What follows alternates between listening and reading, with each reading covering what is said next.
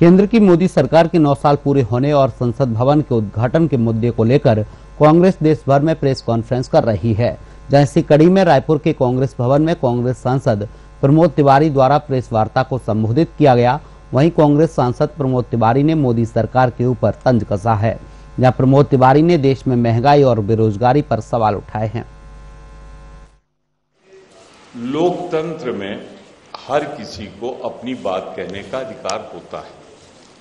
हमारी विचारधारा क्यों है, हम वो स्पष्ट किए देते हैं। दूसरों ने जो दूसरी विचारधारा दी है, ये उनसे पूछा जाए कि उन्होंने ऐसा क्यों कहा। हम नहीं जा रहे हैं। उस बैठक में मैं शामिल था। उसके 3 कारण। हमारी राष्ट्रपति जी स्वस्थ हैं, दुनिया में कहीं किसी और देश के दौरे पे नहीं है, इसी देश में है, ऊपर है, मतलब भारत से बाहर नहीं है, स्वस्थ हैं। हमारा सिर्फ ये कहना है कि संसद जिसका उद्घाटन होने जा रहा है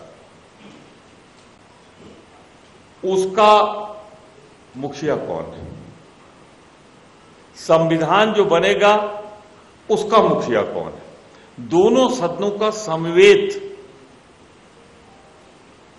संबोधन करने का अधिकार किसको है। जो बाबा साहब भीमराव अंबेडकर ने संविधान बनाया है उसमें प्रथम नागरिक किसको माना है।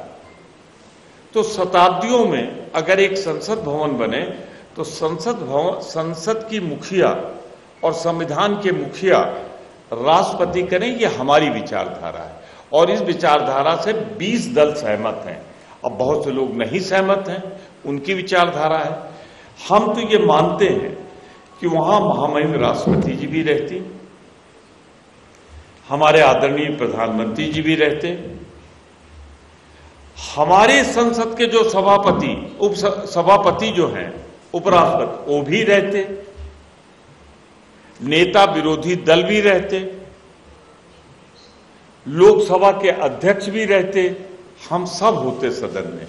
लेकिन एक चीज सुनिए, क्या इतना बड़ा प्रयोजन हो रहा है तो उसमें सर्वदलीय बैठक बुला के इन सब चीजों पे चर्चा नहीं होनी चाहिए।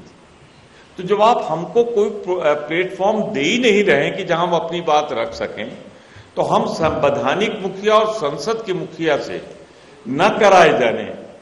संविधान बनाया बाबा साहब भीमराव अंबेडकर ने, मुखिया है आज एक आदिवासी महिला, उपराष्ट्रपति हैं। अब उपराष्ट्रपति को क्यों हटाया गया मालूम है? प्रोटोकॉल में प्रधानमंत्री से बड़े होते,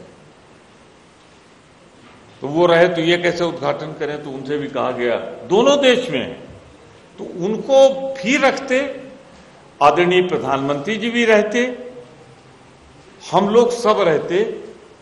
ये अगर भाजपा ने बुला लेते, आज बुला ले, बैठक बात कर ले, हम लोग तैयार हैं जाने के लिए। लेकिन राष्ट्रपति का अपमान, संविधान का अपमान, संसद का अपमान हम नहीं सहेंगे। न एक काम तो करेंगे, न उसमें हम भागीदार बनेंगे और न साझीदार बनेंगे जब अपमान हो रहा हो। आप नजर डालें, अगर मुझे एक लाइन में कहना हो तो भाजपा सरकार को मैं कहूंगा 9 साल विश्वासघात की सरकार। और ये विश्वासघात किसी एक के साथ नहीं हुआ। मैं आडवाणी जी का जिक्र नहीं कर रहा या गुजरात के पटेल जी का जिक्र नहीं कर रहा हूं। कुछ होते हैं महारथी, जिस सीढ़ी पे पैर रखते हैं उस सीढ़ी को तोड़ देते हैं जिससे दूसरा न चढ़ सके। तो यही हुआ गुजरात में केशुभाई पटेल के साथ और यही हुआ दिल्ली में आडवाणी जी के साथ।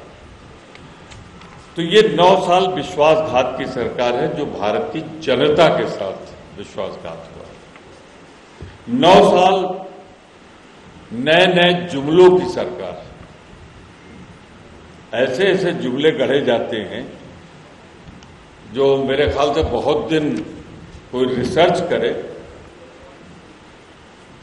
तो शब्द नहीं गढ़ पाएगा जो जुमले गढ़ लिए जाते हैं।